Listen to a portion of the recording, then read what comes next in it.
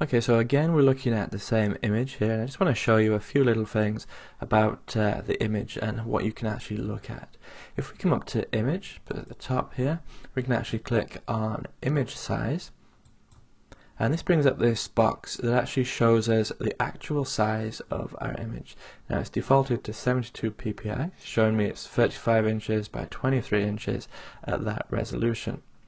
Now one thing you can actually do here, you can change the resolution. If I was just to type in 300, nothing happens there. Pixel dimensions at the top change, but nothing happens to our document size.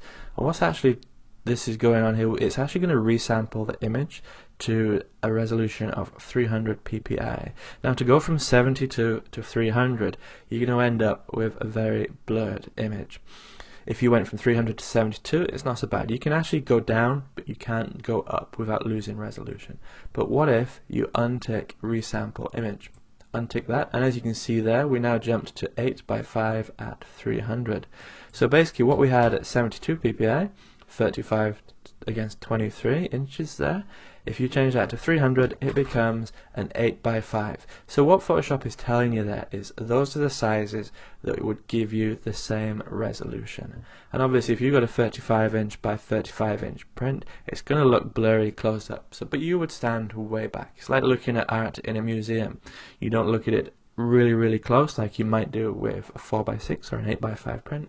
You're going to stand way back to get the same kind of effect. So that's just one thing you can look at there. That's your image size, and you can use this. Say you had a 300 ppi image and you wanted to reduce it to a 72. You make sure that's clicked, and that will resample it down for you. But for now, I'm just going to leave that one off. I'm going to click cancel anyway and get out of that. And also we can look at image, or we can go to canvas size, and this is going to show the main whole canvas size. And we're going to play with this a little later on, because we can actually use this to increase the amount of edge we have around our image to create some presentations. So I'm showing you that that is just up there. So again, shows you your inches, and you can change these as well. You can make it 100%, and then you can add and take away 100%, 10%, 20%, whatever you want to do. So there we go. Let's cancel out of that one. So now this brings us back to our working space again. Another little shortcut I want to show you here. If you take your F key and let's click on F, that goes to full screen. Photoshop has just gone full screen on my screen there with the grey background. Click F again, it goes to black, and it hides everything. Everything's just disappeared now. So I'm going to click on F again, and then it brings me back. So those are our three modes. If you want your screen to go black so you can just concentrate on the image, you can do that. Another couple of shortcuts I'm going to show you. If you have your control key and you hit minus, that's going to shrink our image down. If I then go control plus, that brings it back up again. That's an easy one to keep an eye on. And as you see, just up at the top, watch this number here, 16.7%. We got control minus, and that drops down. And we go control plus, and we can bring it back up again. So what I'm going to do next, I'm going to go control 0.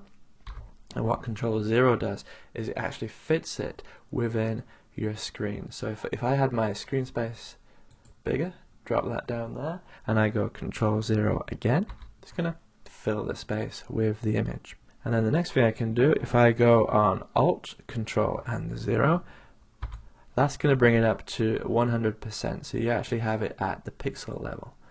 So you can actually scroll down and you see just how detailed it is there. We've gone to 100%, and that's my Alt, Control and 0. Now if you have a Mac, if you're on a Mac, that's your Option key. I use a PC in general, so in general when I'm saying Control, that's your Command key or the Apple key on a Mac. If I say Alt, that's your Option key on a Mac. If I say right click, that's a Mac Control, and the Shift is the same on the PC and the Mac. So let's go Control 0, let's bring it back down, and then I can actually bring those back out, Control 0 again, adjust it, and it brings it. So that's the easy way, the easy shortcuts to play with, just to play with your image and see how you want to work. And again, all those are on your Photoshop shortcuts sheet that you got in the folder with these movies.